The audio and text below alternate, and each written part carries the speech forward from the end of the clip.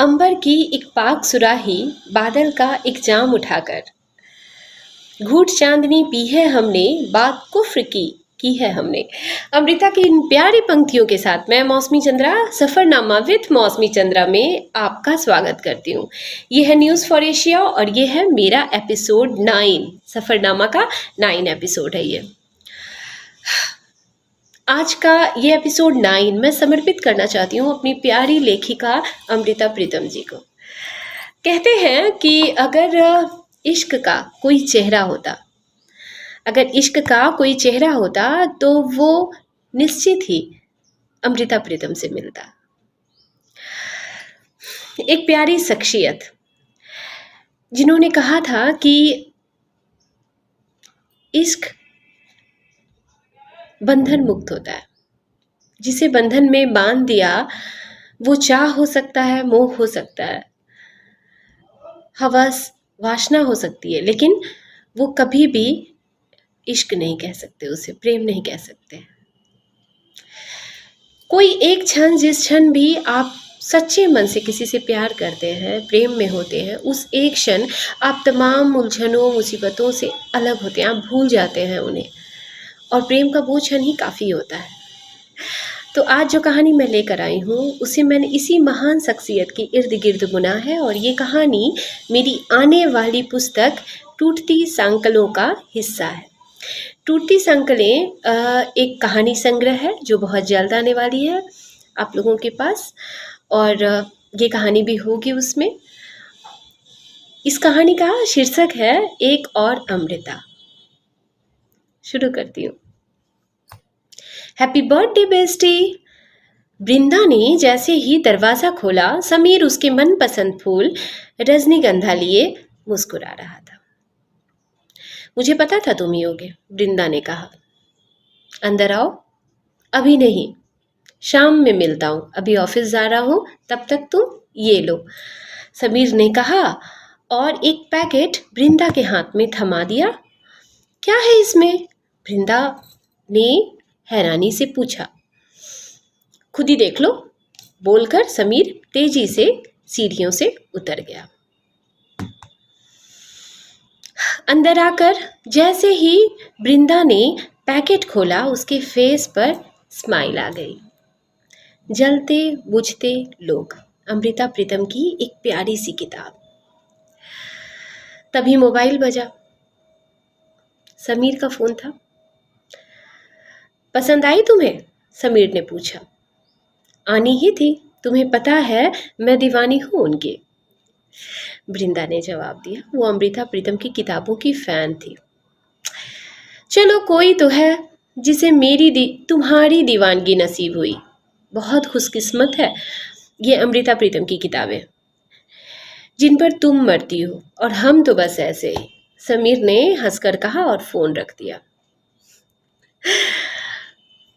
किताब को शेल्फ में रखते हुए वृंदा ने एक नज़र करीने से सजी अमृता प्रीतम की बाकी किताबों पर डाली।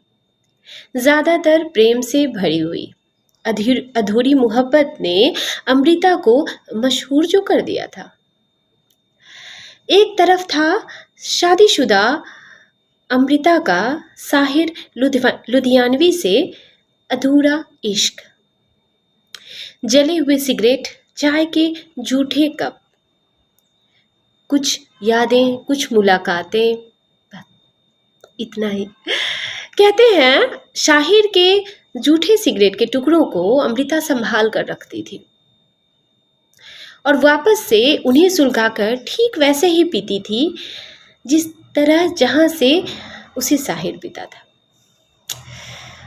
और जब वो सिगरेट को पकड़ती थी तो उसे लगता था कि वो साहिर के होठों को चूम रही है, उसके हाथों को चूम रही है। कहते हैं उसके इस एहसास को जीने की जिद ने और जीने की कोशिश ने उसे सिगरेट की लत लगवा दी। अमृता को सिगरेट की लत लग गई थी। रूहानी थी उनकी ये मोहब्बत, बेहद, बेइंतहा, पर अधूरी। एक अधूरी दास्तान, जमाने से अलहदा। तो दूसरी तरफ जीवन की ढलती बेला में उनकी जिंदगी में आए इमरोज। जिनके साथ उनका बेजुबान इश्क उम्र भर चला, लेकिन ये रिश्ता बेनाम रहा। अमृता की हमेशा ये शिकायत थी कि ए जिंदगी, तुम मुझे जीवन की शाम में क्यों मिले? मिलना था तो दोपहर में मिलते। दोनों ने कभी नहीं कहा कि वे एक दूसरे से कितना प्यार करते हैं, लेकिन वे एक दूसरे से कितना जुड़े थे इसका अंदाजा इसी से लगा सकते हैं। अमृता कहीं नहीं जाती थी। एक बार उनके मित्र ने उनसे पूछा, भाई करते क्या हो तुम लोग दिन भर अकेले? तो अमृता ने हंसकर कहा, गल्ला, यानी बातें। उफ, ये इश्क क्या इतना भी हसीन हो सकता है? सच में प्यार महसूस करने की चीज़ है, बोलने की नहीं। एक दूसरे का एहसास, उसका ख्याल, उसके सुख दुख में साथ देना ही तो प्यार है। सच्चे प्रेम की तलाश में भटकती अमृता को वो प्यार मिला भी तो कब?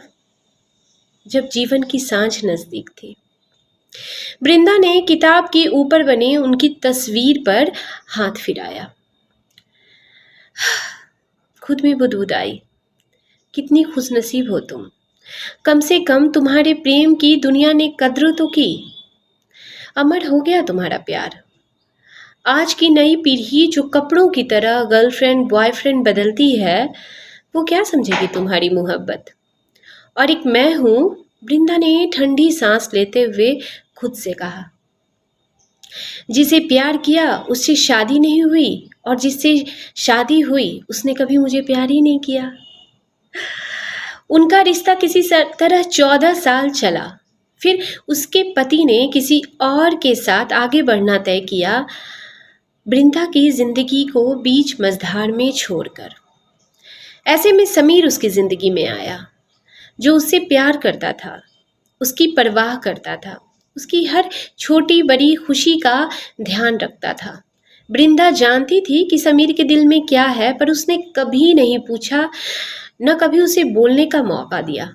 वह उसे किसी भी बंधन में नहीं बांधना चाहती थी। वो अब किसी भी बंधन से डरती थी। जितने लम्हे मिले साथ, उन्हें वो खुलकर जी लेना चाहती थी। वह उसकी दोस्त, उसकी फिलॉसफर, उसकी बेस्टी, उसकी शुभचिंतक, उसकी हमराज बस यहीं बने रहना चाहती थी ताउम्र। उसे डर था कि अगर इस रिश्ते को भी वो कोई नाम देगी तो ये रिश्ता भी उससे बाकी रिश्तों की तरह छीन जाएगा। अमृता ने लिखा था कि जिंदगी आपसे उस चीज का इम्तिहान लेती है जो आपके भीतर होता है। मेरे अंदर इश्क था। अगर किसी के साथ कोई सिरा जोड़ लेना प्यार है, तो आज़ादी सारे बंधन तोड़कर उन्मुक्त हवा में उड़ने जैसा है। पर वृंदा ने प्यार और आज़ादी दोनों को जोड़कर अपनी जिंदगी और चटक बना ली। जिस तरह की जिंदगी वृंदा ने अपने लिए चुनी, वो हो सकता है दूसरों को नागवार गुजरे, पर अब यही उसके लिए सब कुछ था। अध्यापन, लेखन, किताबें और समीर। तो ये कहानी इतनी ही। सही में ये रिश्ता कुछ लोगों को नागवार गुजरता है, और जिस रिश्ते का कोई नाम नहीं होता है वो हमेशा बदनाम होता है। लेकिन हर रिश्ते की कोई ना कोई मजबूरी होती है, और जब इंसान रिश्तों से धोखा खा जाता है तो उन पर से उनका विश्वास उठ जाता है।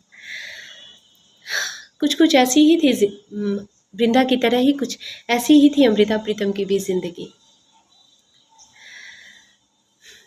आज इसी कहानी के साथ मैं इजाज़त लेती हूँ आप सबसे, और अंतिम में मैं यही बोलूँगी कि अगली बार फिर मिलती हूँ, यानी मैं तैनू फिर मिलांगी। कित्थे किस तरह पता नहीं, पर मिलांगी ज़रूर। नमस्कार।